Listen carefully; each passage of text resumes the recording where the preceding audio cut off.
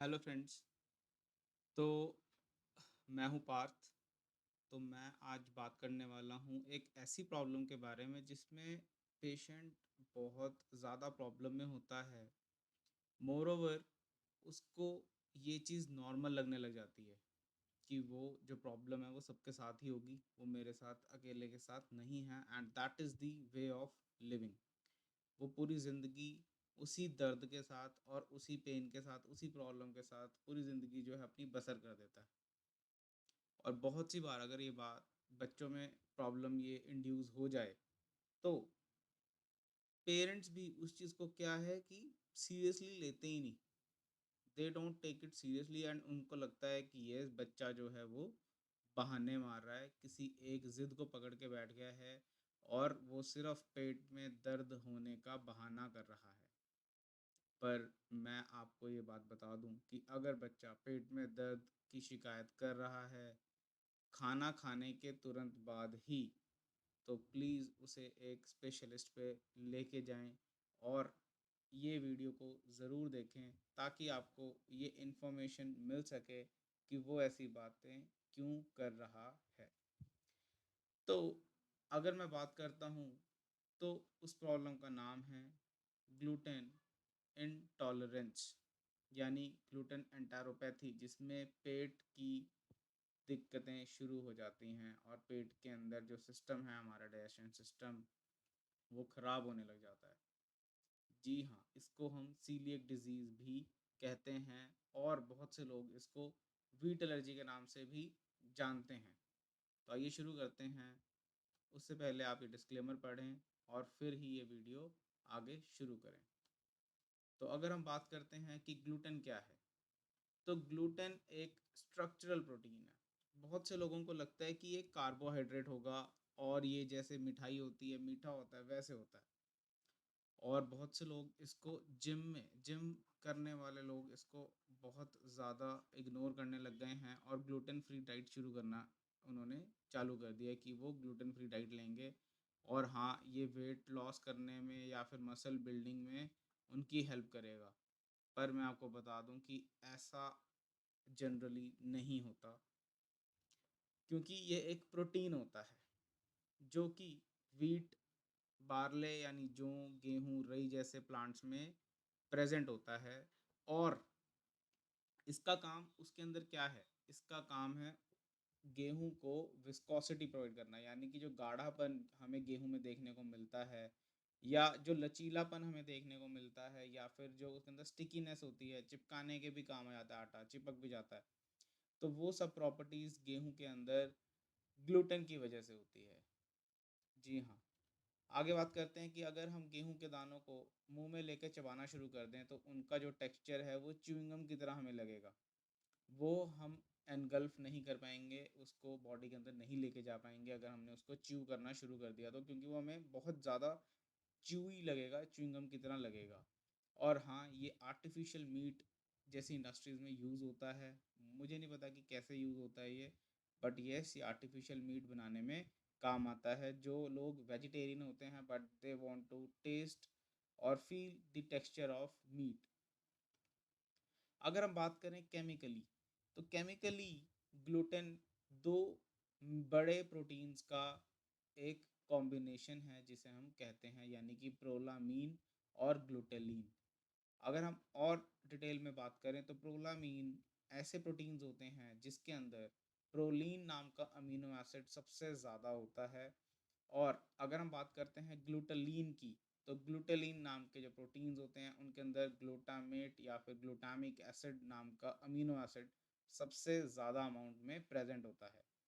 तो उसी से ये नाम आया है ग्लूटेन। तो ग्लूटेन जो है प्रोलामीन और ग्लूटेलिन नाम के प्रोटीन्स का कॉम्बिनेशन है जिसके अंदर प्रोलीन और ग्लूटामेट जैसे अमीनो एसिड्स की कंसंट्रेशन के या अमाउंट ज़्यादा होता है। हमें और क्या जानना है ग्लूटेन के बारे में? अगर हम बात करते हैं तो ग्लूटेन जो है फूड और नॉन फूड दोनों इंडस्ट्रीज़ में बहुत ज़्यादा यूज़ होने वाला एक केमिकल है या प्रोटीन है। ये गेहूं की हर वैरायटी के अंदर प्रेजेंट होता है और अराउंड 60 to 70% प्रोटीन जो गेहूं में होता है वो ग्लूटेन ही होता है। अगर हम बात करते हैं व्हीट ब्रेड की, तो उसके अंदर 75 से 85% ग्लूटेन होता है प्रोटीन कंटेंट का। ये एनिमल प्रोटीन्स यानी कि जो हम पेट फूड यूज़ करते हैं या अपने पेट्स के लिए जो हम डाइट प्लान करते हैं और उसके अंदर प्रोटीन कंटेंट की हम बात करते हैं या प्रोटीन सप्लीमेंट्स की बात करते हैं, तो जी हाँ, ग्लूटेन ग्लूटेन ही उसके अंदर बल्किंग एजेंट का काम करता है, क्योंकि ये बहुत ही इजीली अवेलेबल होता है, क्योंकि गेहूं जैसे आइटम में प्रेजेंट है।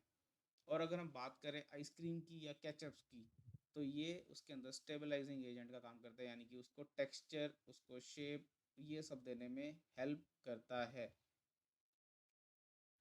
अगर हम बात करें कि हम ग्लूटेन की बात यहाँ पे क्यों कर रहे हैं, किस लिए ये वीडियो देख रहे हैं और हमारा क्या लेना देना है इस वीडियो से, तो हमें ये जानना बहुत ज़रूरी है कि जो इंसान ग्लूटेन को टॉलरेट नहीं कर पा रहा, उसके साथ क्या बीतती है। तो आइए बात करते हैं science of intolerance of gluten. तो वो सबसे पहले जो पेशेंट है उसको एब्डोमिनल डिस्टेंशन यानी बहुत ज़्यादा पेट दर्द, खाना खाते साथ ही उसको पेट दर्द होगा और हो सकता है 24/7 उसको पेट दर्द रहता ही हो, क्योंकि बॉडी के अंदर कुछ भी सही नहीं चल रहा उसके। सीवियर डायरिया, लूज मोशन उसको बहुत ज़्यादा फ्रीक्वेंट रहेंगे, वो चाहे जो मर्जी इलाज ले ले, वो डायरिया से निजात नहीं पा पाता। वेट लॉस होने लग जाता है, मसल्स वेस्टिंग होने लग जाती है, मसल्स वीक होने लग जाते हैं, पेशेंट बहुत जल्दी थकने लग जाता है, थकावट महसूस होने लग जाती है, बॉडी में दर्द रहने लग जाता है, डिहाइड्रेशन हो जाती है, मसल क्रैम्प्स आने शुरू हो जाते हैं, बॉडी में वाटर कंटेंट कम हो जाता है, माल न्यूट्रिशन, बहुत सारे न्यूट्रिशंस की कमी आने लग जाती है, एब्जॉर्प्शन होना कम हो जाता है, बहुत सारे विटामिन्स, मिनरल्स, आयंस बॉडी में एब्जॉर्ब होना बंद हो जाते हैं, विटामिन की डेफिशिएंसीज होने लग जाती हैं, जिसकी वजह से बाकी की प्रॉब्लम्स भी शुरू हो जाती हैं। और हाँ, इतनी प्रॉब्लम अगर किसी इंसान को होती है तो हाँ, उसको भूख लगना भी बंद हो जाता है, क्योंकि स्वाभाविक है, इतनी प्रॉब्लम होने के बाद वो खाना खाने की उसकी जो इच्छा होगी वो वैसे ही मर जाएगी, इसलिए उसको एनोरेक्सिया होने के भी बहुत ज़्यादा चांसेस होते हैं। उसके बाद दोस्तों उसमें फ्लैटुलेंस यानी पूरा दिन उसको एसिडिटी जैसा या गैस जैसा फील होता रहेगा, उसकी गैस पास होती रहेगी पूरा दिन, स्मेली गैस पास करता रहेगा वो पेशेंट, और उसका जो स्टूल है वो येलो, ऑयली और बहुत ज़्यादा स्टिंकी स्मेली होगा। तो ये सब साइंस हैं, अगर आपको ये साइंस अपने अंदर दिखते हैं तो फॉर श्योर आपको ग्लूटेन फ्री ट्रीटमेंट लेने की ज़रूरत है। ये सारे सिम्टम्स आपको खाना खाने के बाद देखने को मिलेंगे। और हाँ, अगर ये चीज़ बच्चों में देखने को मिलती है तो पेरेंट्स उसको प्लीज़ इग्नोर ना करें और उसको सीरियसली लेते हुए उस बच्चे को डॉक्टर के पास लेकर जाएं। अगर हम बात करते हैं इस डिज़ीज़ के बारे में, तो ये डिज़ीज़ क्या है? तो ये डिज़ीज़ एक long term auto immune disease है। अगर हम बात करते हैं ऑटो इम्यून की, तो ऑटो इम्यून डिज़ीज़ में क्या होता है दोस्तों, इसमें हमारी बॉडी एंटीबॉडीज़ बनाने लग जाती है। यस, एंटीबॉडीज़ होते हैं वो योद्धा, वो प्रोटीन्स, वो वॉरियर्स जो ग्लूटेन को अपना दुश्मन मानने लग जाते हैं और उसको बॉडी में डाइजेस्ट होने के बजाय उसको बॉडी से डिग्रेड करने की कोशिश करते हैं, उसको ब्रेक डाउन होने की बजाय उसकी डिस्ट्रक्शन के ऊपर काम करने लग जाते हैं। और इस डिस्ट्रक्शन के अंदर ये एक ऑटो इम्यून डिजीज़ है, इसके ऊपर किसी का कोई बस नहीं चल सकता। इसके अंदर बॉडी किसी भी चीज़ को अपना दुश्मन मान लेती है। ये इसके पीछे बहुत सारे रीज़न्स हो सकते हैं, बट हाँ, हमें सिर्फ ये चीज़ समझनी है कि हमारी बॉडी के लिए ग्लूटेन जो है वो दुश्मन बन जाता है इस पर्टिकुलर प्रॉब्लम में, जिसे हम कहते हैं ग्लूटेन इंटॉलरेंस, ग्लूटेन एंटेरोपैथी या फिर सीलिएक डिजीज़। तो ग्लूटेन के अगेंस्ट जब एंटीबॉडीज़ बन जाती हैं, तो बॉडी हमारे ही शरीर की एनर्जी को यूज़ करते हुए ग्लूटेन को डिस्ट्रॉय करने के लिए लग जाती है, और उस डिस्ट्रक्शन के अंदर हमारी बॉडी का बहुत ज़्यादा नुकसान होता है। और सबसे ज़्यादा नुकसान जो होता है दोस्तों, वो होता है जेजुनम का। और जो जेजुनम है वो हमारे छोटी आंत यानी स्मॉल इंटेस्टाइन का सेंट्रल पार्ट होता है, सेंटर वाला हिस्सा जो हमारी छोटी आंत का होता है। वो जेजुनम होता है। स्टार्टिंग वाला हिस्सा इलियम होता है, फिर जेजुनम होता है, फिर डोडेनम होता है। तो जेजुनम वाले हिस्से में एब्जॉर्प्शन होनी बंद हो जाती है, क्योंकि इसके अंदर कुछ इस तरह की लाइनिंग्स होती हैं। अगर हम बात करें तो इसे हम क्या कहते हैं, विलाय। ये हमें याद रखनी चाहिए चीज़ कि इसे विलाय कहा जाता है। और जब ग्लूटेन इंटॉलरेंस होती है तो इसका जो है साइज़ कम होने लग जाता है, और एक टाइम ऐसा होता है कि ये बहुत ज़्यादा फ्लैट होने लग जाती है, और इसकी वजह से ही हमारे शरीर में कुछ भी एब्जॉर्ब नहीं हो पाता। आगे चलते हैं। अगर हम बात करते हैं इसमें जो पेशेंट है उसे हम कहते हैं इंटॉलरेंट टूवर्ड्स ग्लूटेन। ग्लूटेन वो हजम नहीं कर पाता, ग्लूटेन उसका दुश्मन बन जाता है, और इसी के चलते उसे माल एब्जॉर्प्शन और फेलियर ग्रोथ या ग्रोथ फेलियर का सामना करना पड़ता है। यानी माल एब्जॉर्प्शन में क्या होगा कि कोई भी न्यूट्रिएंट्स, कोई भी सप्लीमेंट, कोई भी विटामिन, कोई भी न्यूट्रिएंट्स और कोई भी एनर्जी देने वाला तत्व उसकी बॉडी में एब्जॉर्ब नहीं हो पाता, मोस्टली एब्जॉर्ब नहीं हो पाते। और बच्चों में ये चीज़ अगर शुरू हो जाती है तो बच्चों की हाइट नहीं बढ़ती, बच्चों का वेट नहीं बढ़ता, बच्चों में थकावट रहती है, बच्चों में पेट में दर्द रहेगा, और ऐसी बहुत सारी प्रॉब्लम्स हैं जो बच्चे के अंदर देखने को मिल सकती हैं। और सबसे बड़ा इशू है ग्रोथ फेलियर का। आगे चलते हैं। इसी बीमारी को डिस्कस करने के लिए मैं आपको एक छोटा सा फ्लो चार्ट की फॉर्म में आपको समझाने की कोशिश करता हूँ कि बेसिकली होता क्या है। ऑटो इम्यूनिटी, जैसे हमने डिस्कस किया कि हमारी बॉडी में एंटीबॉडीज एंटीबॉडीज अगेंस्ट ग्लूटेन बनना शुरू हो जाती है। इन्फ्लामेटरी रिएक्शंस होती हैं। इन्फ्लामेटरी रिएक्शंस हमने बात की कहाँ पे होती हैं, जेजुनम के अंदर। और जेजुनम क्या है, हमारी छोटी आंत का एक हिस्सा है जहाँ पे मेजरली एब्जॉर्प्शंस 50% से ज़्यादा एब्जॉर्प्शन हमें जेजुनम के अंदर देखने को मिलती हैं, क्योंकि वही सबसे लंबा एरिया होता है जहाँ पे एब्जॉर्प्शन होती है किसी भी तरह के तत्व की।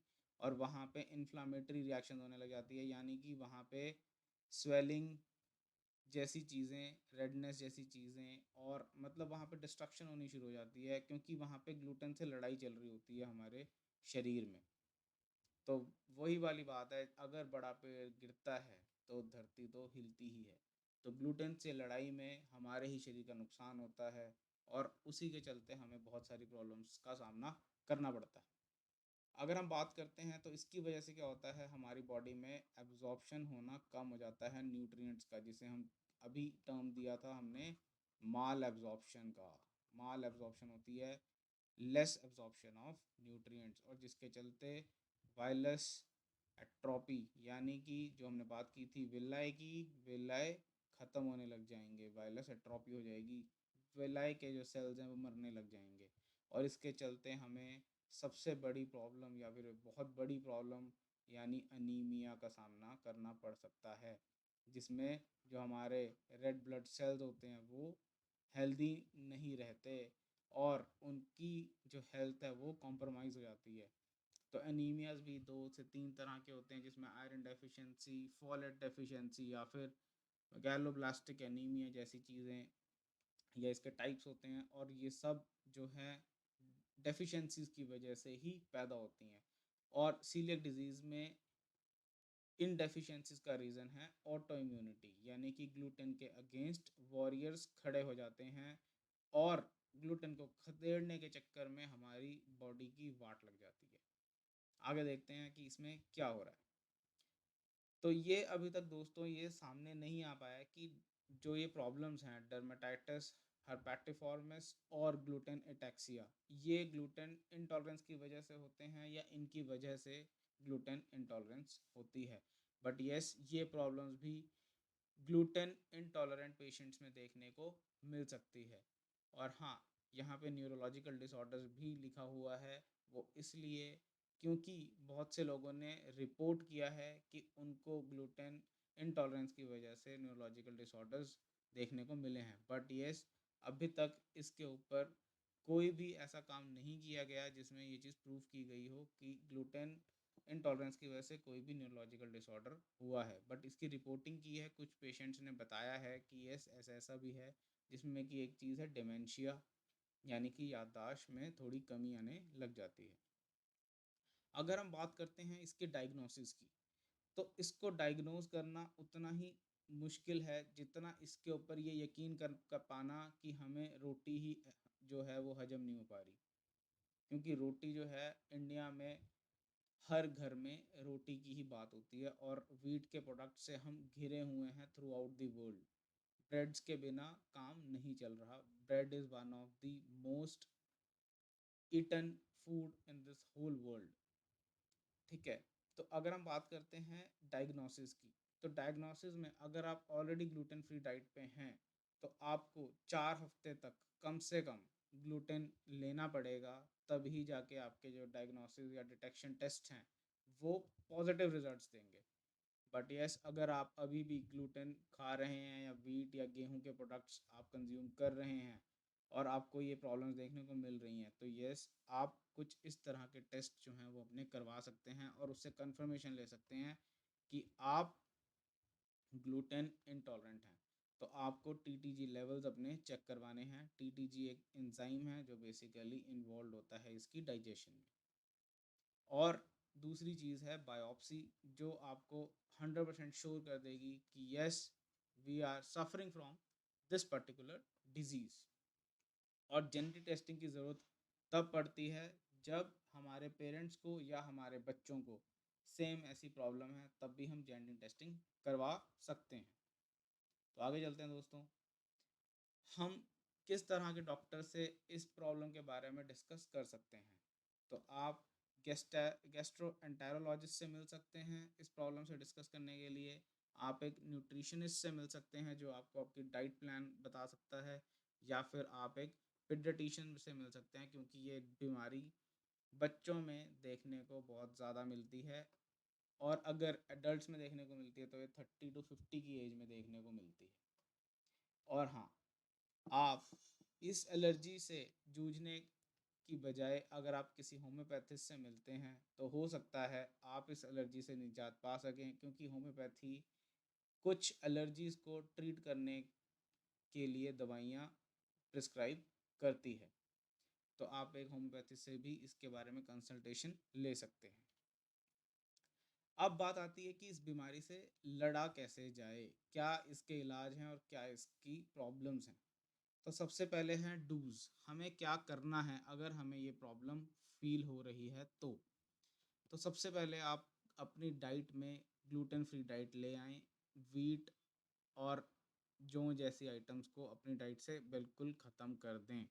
तभी आपको अपने शरीर के अंदर वेट गेन जैसी चीज़ें देखने को मिलेंगी, बॉडी में थोड़ी एनर्जी देखने को मिलेगी। प्रॉब्लम जो पेट दर्द की या फिर लूज़ मोशंस की प्रॉब्लम आपको देखने को मिलती थी, वो सब आपको लगेगा कि आप ठीक होते जा रहे हो। आप एक एंटी एलर्जिक मेडिकेशन भी ले सकते हैं डॉक्टर की प्रिस्क्रिप्शन के बाद।